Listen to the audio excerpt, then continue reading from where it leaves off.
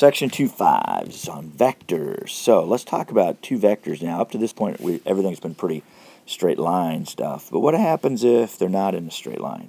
And this is where physics gets a little bit tougher. Okay, but this isn't too bad.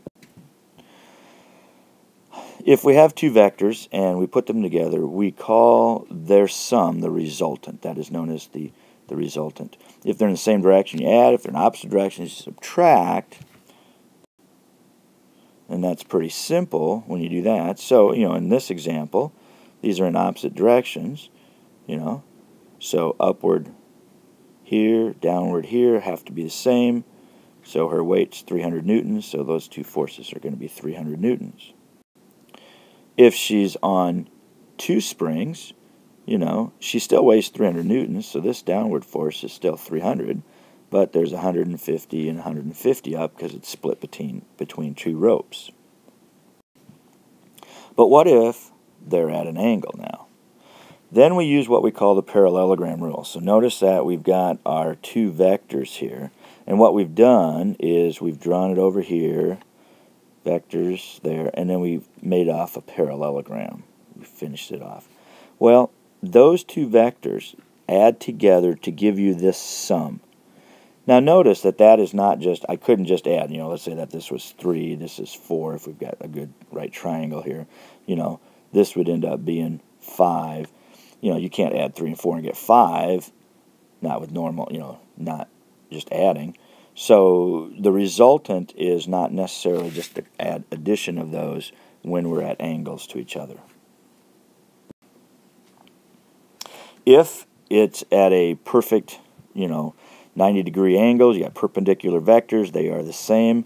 You can figure that out pretty easily. If you remember your trig, you've got x, and then you're right. If you've got a 45, 45, 90 triangle, then this resultant or this hypotenuse is always going to be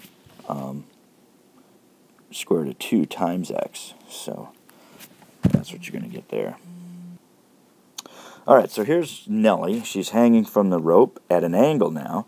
So the question is, what are these scales going to read? If she's still at 300, are those going to be 150 or are they going to be something different?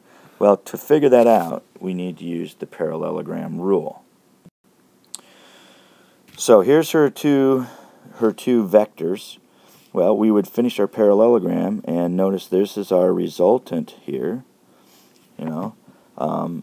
That looks to be a little bit more than if she was just hanging straight from, straight down.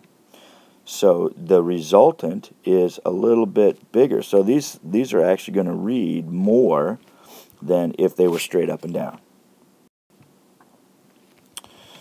So if you look here, you see that Nellie's weight is shown by the downward vector. Okay, so there's our downward vector.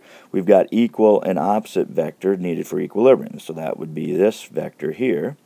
And notice that the dash vector in the diagonal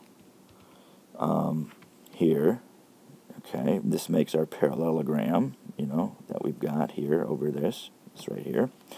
And you can, from that, then figure out what your tension is in the rope. And you can see that it's going to be more than half her weight on either rope.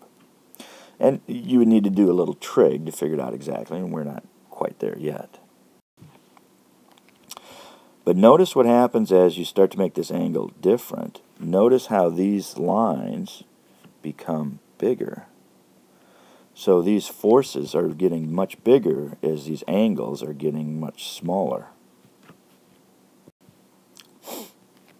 And if you go to two separate ropes, she's kind of hanging on it separately, you can see when we make our parallelogram here that it is going to be longer going this way than this way. So this force here is bigger than this force here, which is exactly what you would expect it to be.